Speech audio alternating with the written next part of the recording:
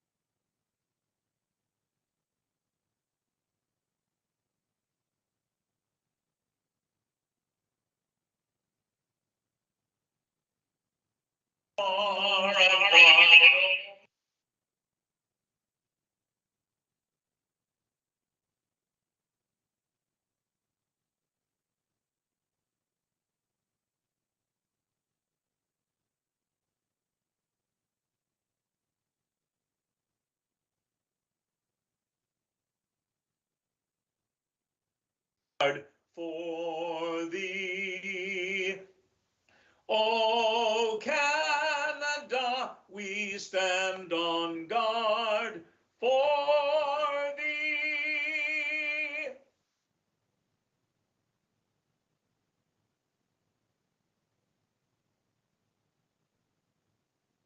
We would like to acknowledge the treaty lands and territory of the Williams Treaty Nations and the Mississaugas of the Credit First Nation. We also recognize that Dufferin County is the traditional territory of the Wendat and the Haudenosaunee and is home to many Indigenous people today. Tonight's meeting is being aired on public television and or streamed live and may be taped for later public broadcast or webcast. Your name is part of the public record and will be included in the minutes of the meeting. Any member of the public connecting via telephone is reminded to press *6 to mute and unmute. Please remain muted until the chair requests comments or questions from the public. Tonight, before our open session, we did have a closed session. The recommendation coming out of there for our Rise and Report is that the minutes of the 2024 meeting of January 22nd, closed council be approved, and that confidential report CPS 2024-009 committee appointments regarding personal matters about an identifiable individual, including municipal or local board employees, be deferred to a future meeting, and that confidential verbal update from CAO David Smith regarding town facility, regarding litigation or potential litigation, including matters before administrative tribunals affecting the municipality or local board be received, and that staff proceed as directed. Can I have a motion, please? Councillor Andrews, seconded by Councillor Stevens. All in favor? And that is carried unanimously. We have adoptions of the minutes of previous council meeting. The recommendation is that the minutes of the January 22nd, 2024 council meeting be approved. Can I have a motion, please? Councillor Prendergast, seconded by Councillor Sherwood. Questions or comments on those minutes? Seeing none, all in favor? And that is carried unanimously. Now is the time for question period. Any member of the public connecting via telephone is reminded to press *6 to mute or unmute. I will start with on the telephone. Mona, is there anybody on the phone? We have 2 on the phone. Are any of them here for questions? If someone on the phone who's dialed in is wanting to speak for question period, please just press *6. Okay, we will turn it over to the gallery then. Is there somebody from the gallery who'd like to ask a question? Yep, come on up.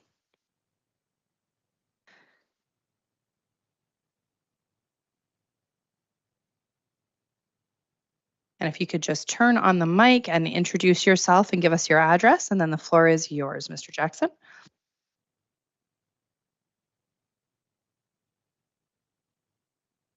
You need a hand, or are you okay?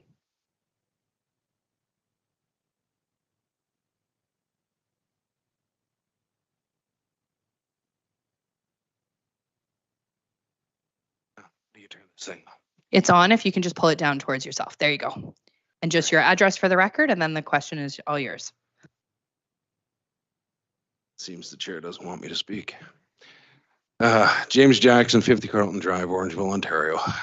You want my postal code too? It's not so much a question. I was contacted last week by somebody who uses a wheelchair, She's having issues. Like, I don't know why we don't have like a wheel trans like they do in the city.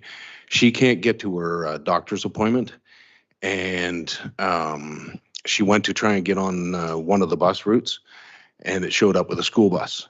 The bus driver didn't even look at her, didn't even acknowledge her or anything. It's she just wanted me to tell her side of the story, and it was basically that's it. That if we can possibly get going with a wheel trans and that, so that she can get to her doctor's appointment and that, or to any other different functions, because with her being in a wheelchair, she can't get into like a school bus or even some of our regular buses. It's not really accessible for her. So Thank you for that, Mr. Jackson. If you could potentially have her send an email to Mr. DeLise with all the particulars about the event, that way he can follow up from the transit side.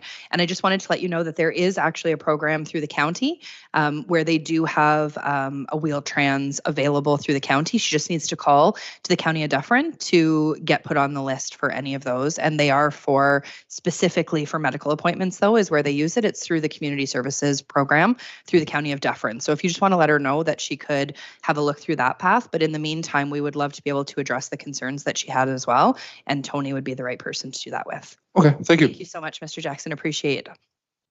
Was there anybody else from the gallery who has a question? Okay, come on up. If you can just approach the mic, and we just need your name and address for the record.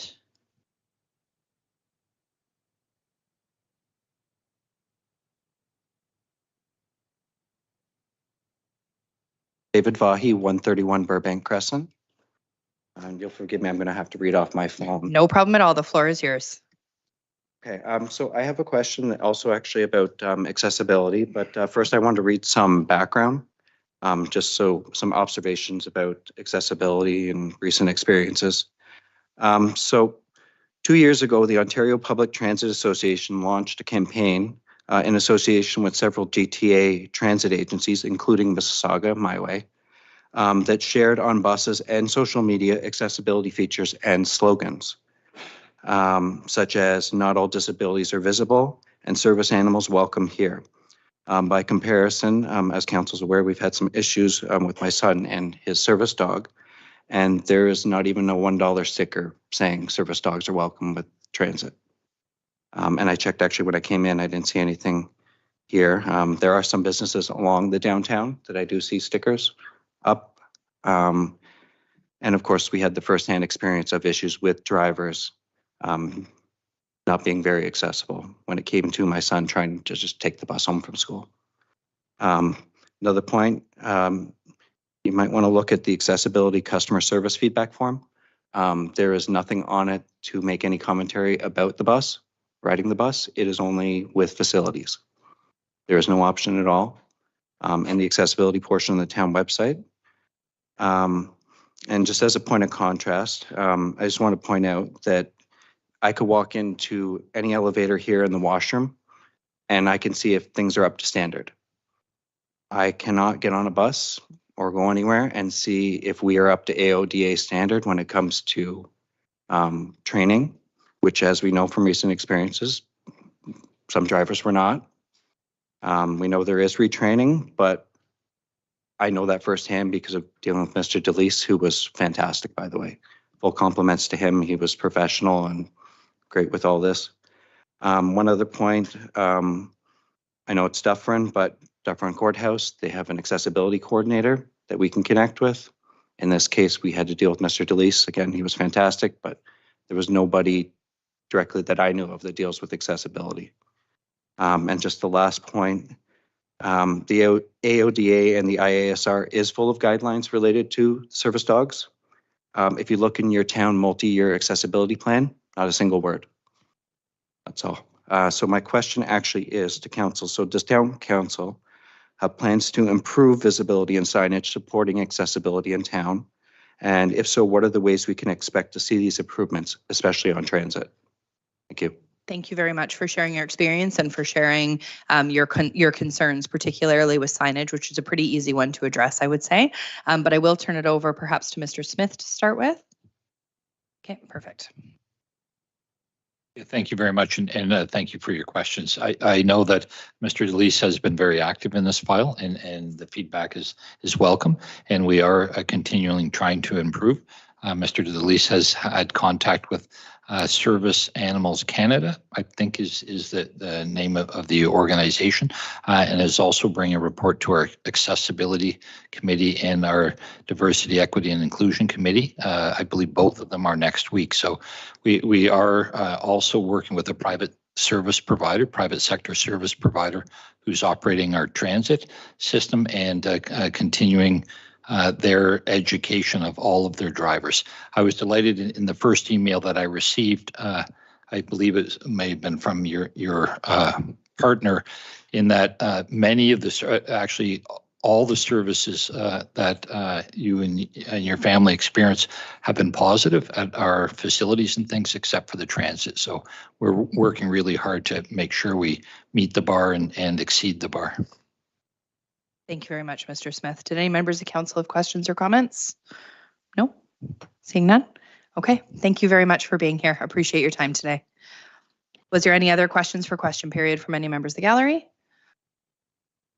Okay, seeing none. We will move on then to presentations, petitions, and delegations. We will start with Councillor Sherwood, who's going to be presenting a Heritage Award. Councillor Sherwood, the floor is yours. Thank you, Your Worship.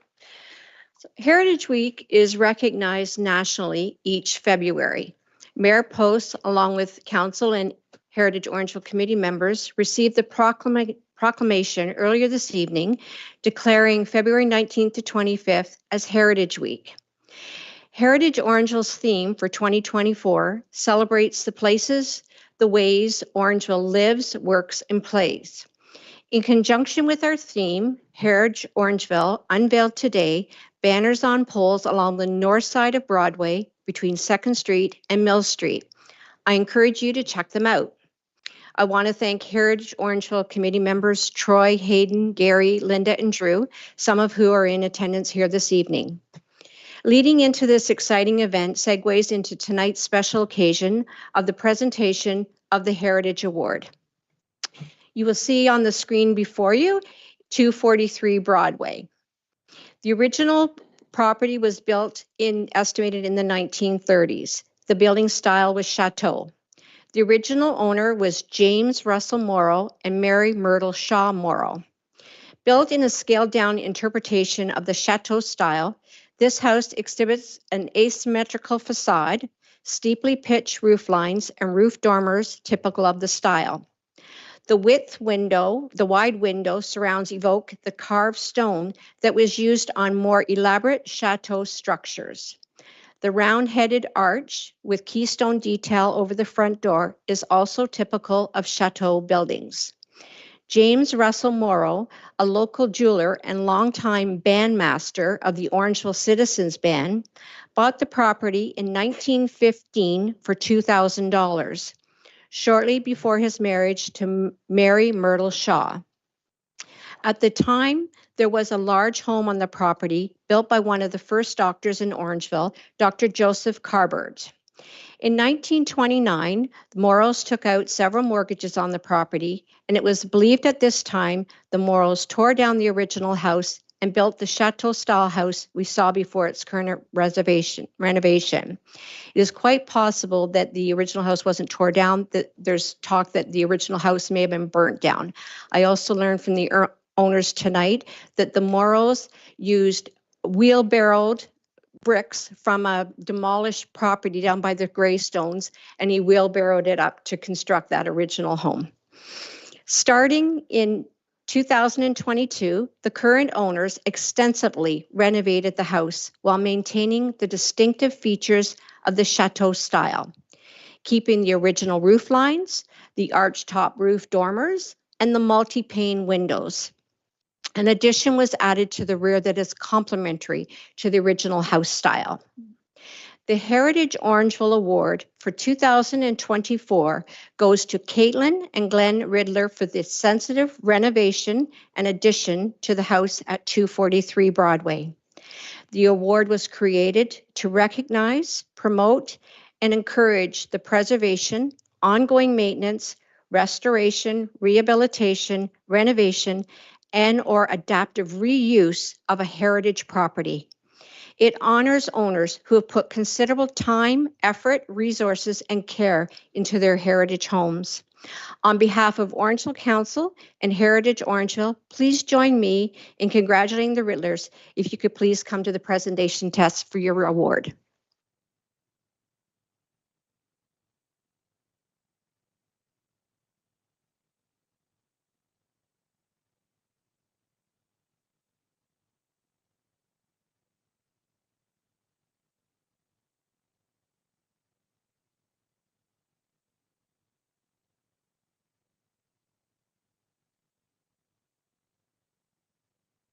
And with that, we are going to do a 2-minute recess so we can take a quick photo in the hallway. So if you can just give us 2 minutes, we'll be right back.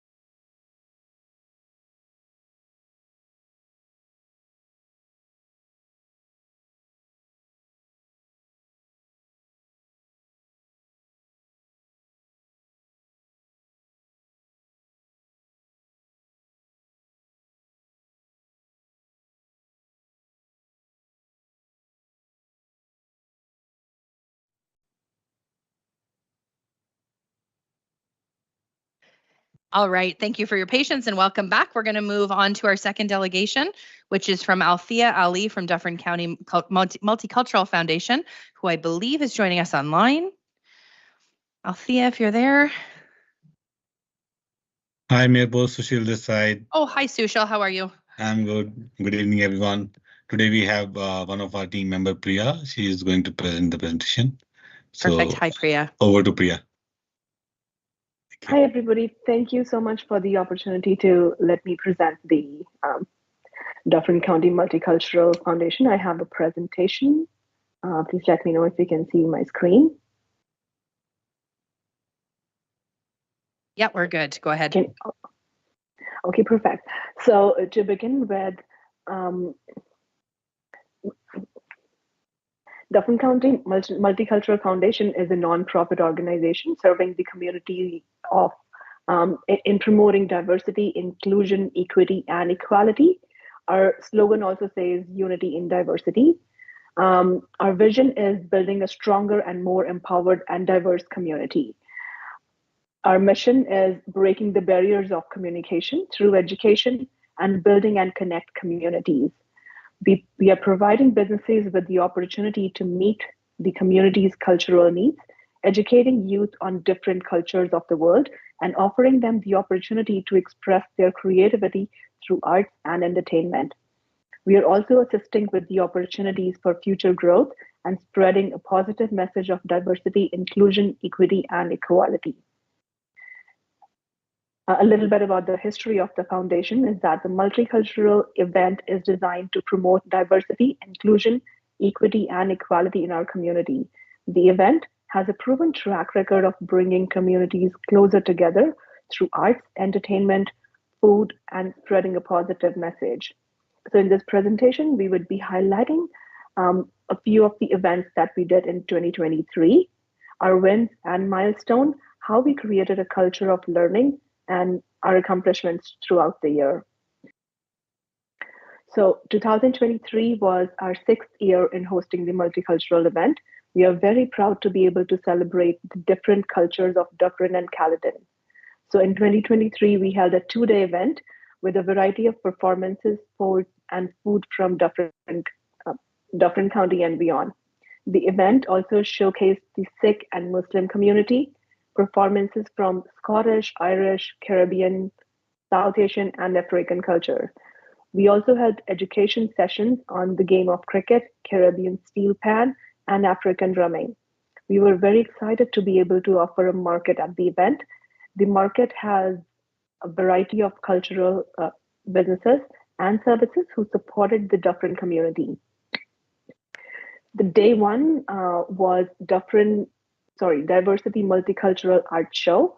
The event featured artists from across Ontario who created pieces of artwork that represented their heritage and culture of each artist.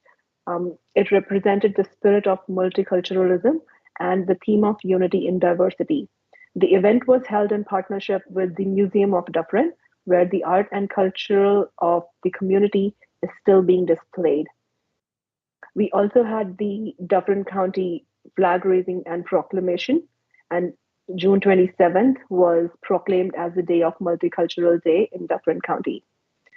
Thank you to our volunteers, partners, sponsors, political leaders, the Dufferin Caledon community and beyond for your amazing support throughout the years. So in 2023, we held a few workshops and activities.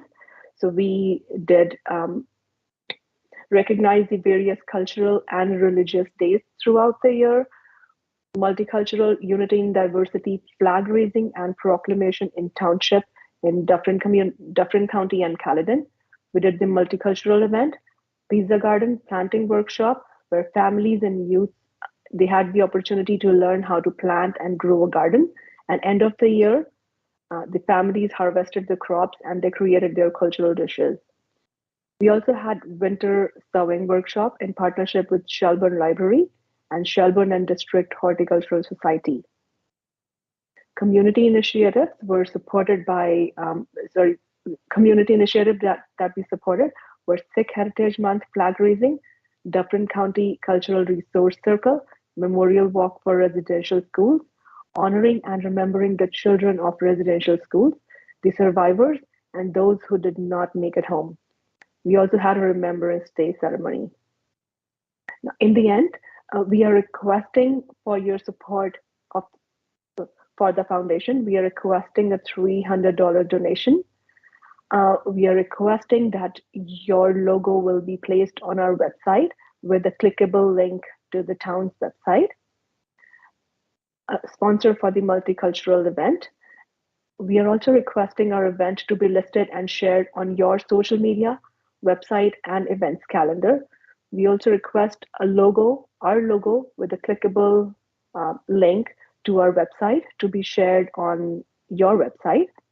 Proclaim June 27th as the Multicultural Day and raise the Unity and Diversity flag for the month of June. Thank you. Thank you very much, Priya. Thank you for the presentation. Was there questions from members of council? Councillor Andrews. Thank you very much, Your Worship. And Priya, it's so nice to see you again. And I thought I heard Sohail as well as on the feed. I'm most appreciative that you're here this evening representing the organization. Have incredible fondness, not only from a participation perspective, but also in my role as the chair of the town's EDI committee. One thing that really struck a chord and always strikes a chord is, in fact, your mission statement, which is to spread positive messages of diversity, inclusion, equity, and equality. And that is really continues to be, I think, a key statement for those that are wondering, of course, what this organization is all about. Now, the question I have, I know that you have, of course, this event coming up in June, but do you have any other events that are also scheduled other than those you've identified in 2024? And I know that we have this request, and Madam Mayor, you may be able to provide some clarity to that too as well, because the process that we have. Yeah, but I'll let Priya maybe provide just a response to my question. Priya, go ahead. Thank you. There he is. I see him virtually.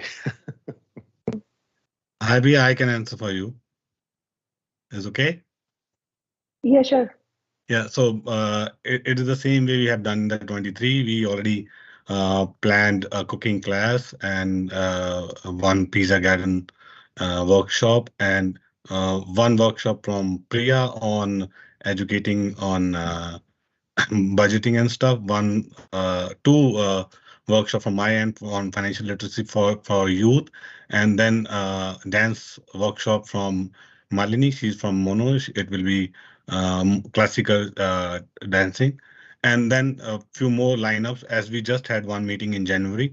So Althea was preoccupied. So we are planning for a few more activities after June. So far, we already lined up 7 activities till June. A follow-up, Councillor Andrews? No. Was there any other questions from members of council? No, seeing none. To the group, there's a couple of different things that you can do. So first off, when it comes to the proclamation and flag raising, if you can just put the request in with the office as we have done in the past, they can schedule a date. We've already got your proclamation on file. It'll just be a matter of when we can do the flag raising. I think that's great. For your other asks, I will take those back to the communications team and see if they're an easy to facilitate thing when it comes to the website about having your logo and those kinds of things. And then the last piece is that we've moved to a different funding mechanism for our community grants. The community grant process, I believe, is open now. Yes, getting a nod from the treasurer. It opened on the 1st of February. So I think it would be most appropriate if you applied through the community grant stream for the funding that you're requesting. And then you can put in your budgets and exactly what you need it for. Sure. Thank you so much. Really appreciate that. Perfect. Was there any last questions from anybody? We're good. Thank you very much for being here, and we hope you keep well. Take care. Thank you so much. Thank you so much. Thank you.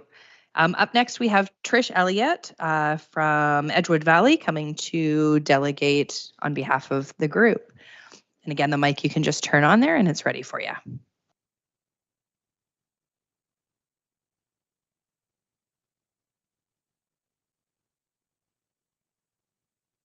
Thank you. Your Worship, I'm here with regards to item 14.1 as the applicant of the Edgewood Valley Phase 2B Plan of Subdivision Draft Plan Extension application. I'm here to support staff's recommendations from the report and for any discussion that occurs along with that item. Thank you. Thank you very much. Was there any questions from members of council at this time, or did you want to wait till the report? I think that's most appropriate. Okay, perfect. Thank you very much. We're going to get you in the report section. We've just got a couple of other items of business to get through first. Thank you. Okay, so we will move into the consent agenda. These are the matters of a routine nature that are voted on collectively as one motion, unless a member of council wishes to pull any of them out. The recommendation right now is that all consent agenda items for February 5th, 2024 council meeting listed under 13.1 staff reports, 13.2 correspondence, and 13.3 committee board minutes be received or approved as presented. Can I have a motion for that, or Councillor Andrews, go ahead. Oh, motion for that, okay. Okay, go ahead then. Then I'll have to change the motion. So you tell me first. Great. I'd like to pull 13.1.2, the land acknowledgement, please. Okay, perfect. Was there any other items, Deputy Mayor? Turn on your mic. 13.1. We're not getting along very well tonight, are we? No, Had you're some not. You're not technical cooperating. difficulties, Yeah. And I haven't been cooperating very well. I'm used to chairing. 13.1. 13.1.3 sign variance, please. Perfect. Was there anything else from any members of council? Okay, seeing none, so we will proceed with the consent agenda first. That all consent agendas items for February 5th, 2024 council meeting listed under 13.1 staff reports, 13.2 correspondence, and 13.3 committee board minutes, except for 13.1.2 and 13.1.3 be approved, received or approved as presented. Can I have a motion, please? Councillor Andrews and Councillor Prendergast. All in favor? And that is carried unanimously. We will then start with 13.1.2, land acknowledgement. Councillor Andrews, do you want to start? I would, Madam Mayor, and thank you very much. And I also would like to publicly thank the staff that were involved with this particular report. In particular, Deputy Clerk, as well as Staff Liaison Natalie Lecce, and the members of the town's EDI committee. And why I wanted to take this out is so that we could provide, even from a community perspective, an understanding. The importance of the land acknowledgement is a critical gesture by the municipality to recognize that the lands we reside on are, in fact, those of our Indigenous ancestors who were part of this community and region long before us. By embedding this into more than just the beginning of our Orangeville Council meetings, it is a single act of reconciliation that involves making a statement recognizing the traditional territory of the Indigenous people who called the land home before the arrival of the settlers, and in many cases still do call it home. Now, from a procedural point of view, it was brought to my attention by the Deputy Clerk during one of our EDI committee meetings that I was in fact utilizing the land acknowledgement without approval, despite the fact that we had it approved to be used at our council meetings, and we in fact as a community have utilized the land acknowledgement in different events. Well, because this was a procedural matter, it had to be presented to council as a recommendation to be formally included into committees of council, advisory committees, formal openings of town facilities, and town-led events. I am happy to hear that this report is in front of us. And again, as I've stressed as a chair of the EDI committee, this is the least that we can do to express the importance of our respect for our Indigenous members of our community. So thank you to those that were involved with this report. And that's all I have to say. Well said, Councillor Andrews. Was there any other questions or commentary on this item?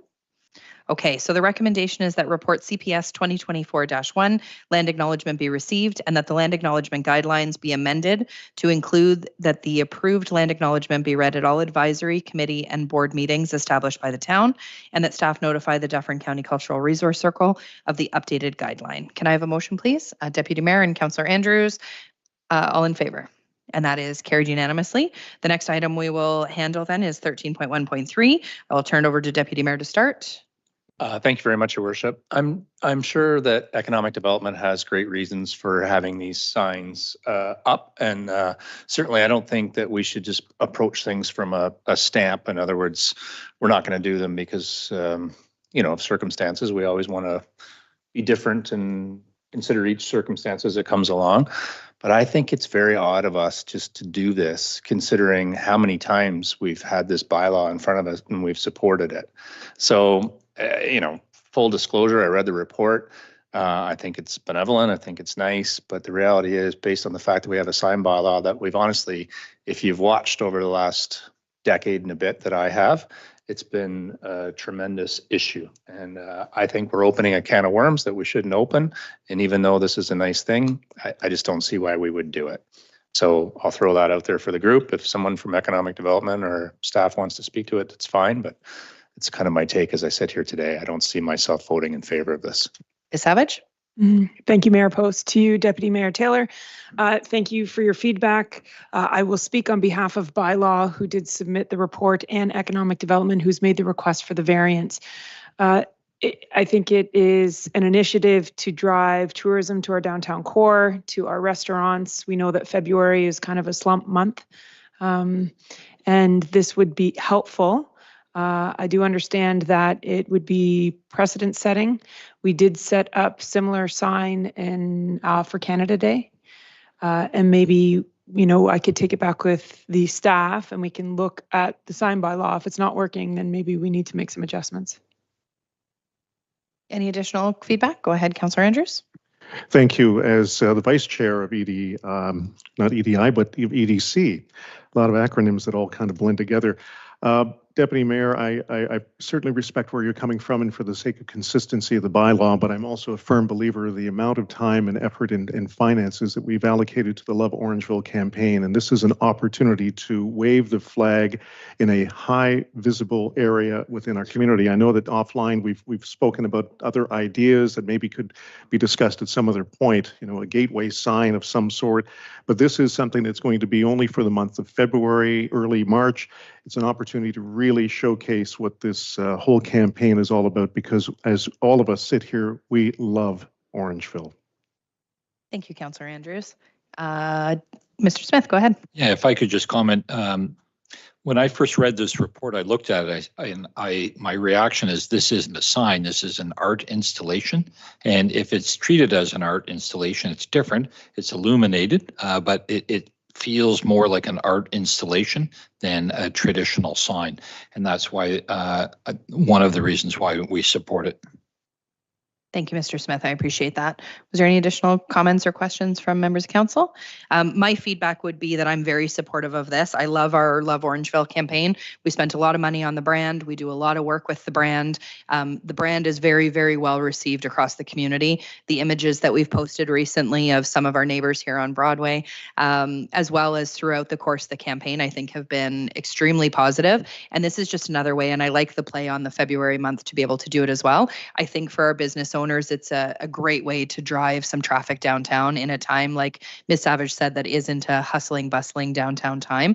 And it'll be a photo opportunity for folks. So I'm supportive of this. And I like the commentary that it is more of an art installation, because I agree. It's not a sign in the way, because I understand what you're saying, Deputy Mayor. It's not a sign in the way that we have seen sign variances before. Those were permanent structures. They were sign variances that were really going against what the sign bylaw was, and they were going to be permanent installations. This is only a couple of weeks, and it's to drive a tourism campaign, and I think it makes a lot of sense.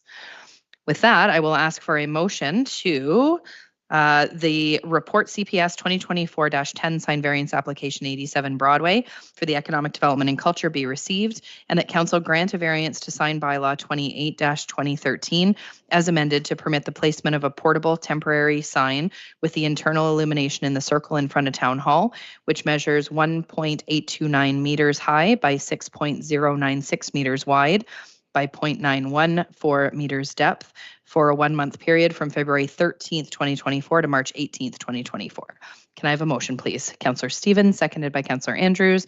Any last questions or comments? All in favor? And any opposed? Deputy Mayor's opposed. Thank you very much. Okay, so we did the consent agenda part though, right? I did that part? Yes, thank you. Okay. So now we are going to move into staff reports, and we will. Okay, so 14.1 is Edgewood Valley Phase 2B Plan of Subdivision. The recommendation is that report INS 2024-003 Edgewood Valley Phase 2B Plan of Subdivision draft approval extension be received, and that council approve a 2-year extension of draft approval for the Edgewood Valley Phase 2B Plan of Subdivision, file number sub 2007-01, subject to the original conditions of draft plan approval as enclosed in attachment number 2 to this report, with a new lapsing date of February 17th, 2026. Can I have a motion, please, to get it on the floor? Councillor Andrews, seconded by Councillor Sherwood. I will turn it over perhaps to Mr. Ward first to make some commentary, and then I will ask for questions from council. Sure. Thank you, Mayor Post, and through you. So this, as I'm sure everybody's familiar with, relates to a subdivision that was draft approved in February 2021 for approximately 118 units, sort of just to the west of the Meyer Drive residential area. It's sort of a last remaining segment of residential greenfield area in that location. It includes a key sort of missing segment of Hanson Boulevard that's been of key interest to the community. The draft approval is subject to a 3-year period, and that's a minimum period that's imposed for filling conditions. So the draft approval really sets out an expectation of what's to be built, and the conditions set out sort of the rules as to, or the requirements as to how it's going to be built. And the how is really sets out some requirements for the owner to demonstrate how the subdivision is going to be designed from an engineering standpoint. It sets out how lands are going to be conveyed, negotiating agreements to demonstrate how everything's going to be fulfilled, and that takes time, and that's why the Planning Act sets out a 3-year minimum. The current owners are not those who originally held the lands when their draft approval. The new group, NG Citrus Limited, they acquired the lands in June of 2022. Over the past 18 months or so, they've made great progress with advancing the subdivision development and fulfilling many of the conditions. They've advanced and finalized the engineering design. They've worked with us to negotiate agreements to begin the servicing works, and we're currently in the midst of negotiating a development charge credit agreement to deal with their construction and delivery of the Hanson Boulevard segment, because that roadway is a collector road, which is above and beyond what would normally be built through the local subdivision conditions. So there's some intricacy there. Having said that, we're coming up on the 3-year lapsing deadline, which is February of this year. The developers asked for an extension. They've asked for a 3-year period. We feel in consultation with the developer and recognizing the work that's to be done, that 2 years is a little more appropriate. I want to note that that's not a 2-year period where the subdivision work would start. That's 2 years to get everything done. So to get the design finalized, which has largely been done, to get the work underway, to negotiate those agreements. There are some other intricacies. They have to develop a architectural control program for the homes within the subdivision.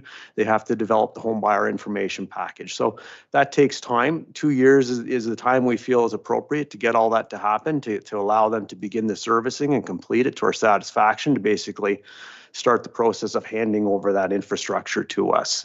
That all needs to be done before final approval. So that's why the 2-year period is recommended.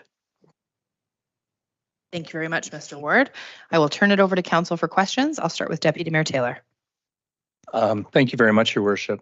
I wonder, Ms. Elliott, would you like to come up and join us and we'll talk about this a little bit? I kind of want to just give my feelings on what it is, and then I thought we could have some questions. So first off, thank you to you and your company for coming here tonight, and thank you for wanting to invest in our town. Like anybody, I don't think the residents fully understand the significance of the amount of money that you're putting into our community. So, not everybody gets to do that. And, it should be acknowledged, and thank you for doing so. To back off from where we are here, no one in this room, no one on senior staff, no one on council was here when this project started. We've all inherited it as we've gone along. It's shameful. The whole thing is shameful. It's a really nice area with beautiful homes that have grown in value, and they're pigeonholed into one area in and one area out of a neighborhood. And quite honestly, everybody who's bought in that area deserves better. We've all sat up here and tried our best from the time that we've sat here in these chairs. Some of us have been at it for 6 years, some have been at it for 2. All of us want that area opened up, and great sympathies that go to that area. It's not lost on me what's happened in the economy, and I don't hold you responsible for what's happened in the economy and where we're going here. The reality is the market has dropped out, the bottom has dropped out of the market. It doesn't make sense. There's not an ROI on a house. So to sit here and blame and point fingers and carry on just makes no sense. I was hoping that we would be able to come to an agreement on opening up a bridge and having a section of the roadway paved. And I understand, based on the amount of time that I spent with our planner, that there's intricacies of putting the road through that is significantly more complicated than anybody in the town would understand. The reality is that is super frustrating to this group. We've all lost credibility sitting here. The frustration level of the community is high, and you're kind of coming into a situation. I've researched your company. I've read your values. They're good values. I've met you. I like you. You speak well. It's just not sitting well with the community. So to sum all of this, we want you to come, and any other developer that wants to come here and help grow our community and make it a better place, we are open for business. We want people to come here and make a difference in our community. This one is a problem. And so I guess I just love for two people, yourself, Ms. Elliott, and yourself, Mr. Ward, to explain to the people who will watch this later on probably and understand why that darn bridge, and the bridge is built. We've spent millions of dollars building a bridge. Why can't we connect it and explain it to us in a fashion that, you know, the average Joe can understand, and what we can expect? How long will it be for having this built? I fully expect that we're all going to pass this today. We're reasonable people. We know, we've read the report, but it's the bridge. It's all about building the bridge. We need that done, and the people need to understand. And I bet if you're watching this meeting right now, you're throwing things at the TV because you don't understand. So it'd be great to have that discussion, and I appreciate both of you very much. You're professional people, and just talk to us so we can understand why. That'd be excellent. Thank you, Deputy Mayor. Who's going to start, Ms. Elliott or Mr. Ward? Mr. Ward, go ahead. Sure. Thank you, Mayor Post, and through you, perhaps I'll start to the question. I think with respect to the bridge, I would characterize it as the town completed the culvert or the crossing segment over the Menorah Creek tributary. We only did that because we knew a developer had an application underway and they would be completing the roadway. So having said that, it didn't make sense to attribute the crossing of the creek to the development. That's clearly outside of what you would expect of a normal subdivision project. So we did the creek crossing. Now the developer is responsible to build the roadway. Now that presents some intricacy because we want to make sure that the creek crossing doesn't present a liability for the road, and we want to make sure that the road being built doesn't present a liability for the creek crossing. So there's lots of nuances with liability and assumption of risk and certification of the creek crossing to make sure it can sustain the construction activity. All of this atop a crossing that's fairly freshly completed and in its very final stages. So I hope that provides a bit of a snapshot of the dynamics of the crossing versus the road that's being built on top of it. Ms. Elliott? Through your worship. Thank you, Mr. Ward, for that. Yes, I think the word you're hearing is intricacies. This is a complicated matter. We've got, for example, for this stretch of the road, you've got 4 different types of land area. You have a land within a subdivision, which is the Edgewood Valley. You've got land that's outside of a subdivision and not part of anything that has planning status. There's no draft plan approvals. That's on the Alden Hill lands. You have that creek crossing, which again is over the creek. The CVC is involved. There's complications. And then you have a portion of the road also on town-owned lands that needs to be developed. So this is it's not straightforward by any means. And I know that that's not a consolation to anyone, but these things take time. And I think as was mentioned, we've owned the property for about 1.5 years. There was a lot of work to be done to get to where we are today. And there's still a bit more. There's a few more things we need to resolve before we can actually start constructing as well. And it may not look like it. And I believe, in October, I apologize, we were not here for that meeting. And I think the tone of council was maybe you weren't aware of the work that has been going on and that it was sitting. And I can guarantee you we have not been sitting. You can ask your staff. We frequently contact them. There's a lot to talk about, and we're working as we can on those items. So I think the one piece that neither of you answered that I think Deputy Mayor asked was, what does the timeline realistically look like? I know that's going to be the question that the community is going to ask. And for anybody who's watching, it's the elephant in the room. Because I know, again, a little bit of kind of the background that all of us have inherited is that 12, 13 years ago when that subdivision was built, when the first house was built there, the residents who bought then were told that the road would open in a couple of years. And now we're more than a decade past, and they're notably and reasonably frustrated by the fact that we're a decade past, the road's still not built. It doesn't look like progress is being made.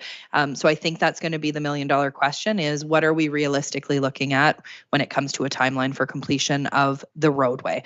Not just the houses, but the roadway being open for the public to be able to use. Through your worship, and I apologize, this is not going to be a satisfactory answer, but I don't want to sit here and provide an arbitrary date. I don't want to pick a date that may or may not mean anything. I want to be realistic, and I want to be open about when that timing can actually be. So today I cannot give a date. I would prefer not to. I don't think it's valuable to the conversation, but we are working as fast as we can to move these things forward, to get ourselves in a position where we would be able to begin construction. And when we know that there's a date, staff, council, we will be reaching out. Absolutely. That's great news. We would love to give you great news. Perfect. I appreciate the honesty in that answer. I really do. And I know it's not going to be the satisfactory answer that the community is looking for, but I would rather it be an honest answer that you can stick with rather than us trying to backtrack and come up with a new date. I believe Councillor Stevens had a question. It's Been answered? yeah, Okay. Thank you. Anybody else have any questions? Deputy Mayor? I always want to sit here and be as professional as I could. And I spent a lot of time in negotiations and back and forth in my day job and even in different committees and whatnot. And I've always thought that any deal you do, you're best off to make a deal, which is why I said to you in my pre-ramble, like, we're reasonable people here and we've read the report. I know we need to sign. There's no ifs, ands, or buts about that. But there is an element of this at the beginning of this, and maybe it's a post-mortem report and going back on the history and finding out where we went wrong with this subdivision. But we've done a shit job here, like a really bad job, And Mr. Ward, I'm looking at you because you know all the answers.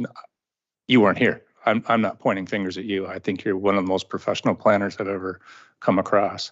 But if we were in a different position, I wouldn't make this deal, right? Like I would walk, and I would walk hard, but we'll choke it down and we'll go forward. And if I'm emotional, it's because I feel like we're getting the shaft. I appreciate that. Any other questions, comments? Councillor Prendergast? Thank you. Through you, Mayor Post. Mrs. Elliott, is there anything us as council can do to apply political pressure to any of these four components that you named contribute to the intricacies of making the completion of the Hanson Road difficult? Is there a specific part to this puzzle, the CVC, the town, your subdivision, or the unowned land? Is there one part that is making it more difficult for the completion of Hanson? Ms. Elliott? Through you, your worship. That's a great question. I think when you're writing a legal agreement, you have to consolidate these items and make sure that all parties are satisfied and all the intricacies are sort of dealt with in a cohesive way, a way that makes sense and you can read in that legal document. We're working with staff who, again, incredibly professional, great to work with, and getting into the technical details of it. I don't know if it's something that council would be able to assist at that level because we're getting into the weeds on those items. Certainly, I appreciate the notion, and if we're having any difficulties, we can reach out. We know now we can reach out, but certainly we've had some good conversations with staff, and I'm confident we can work it out. We just need to understand.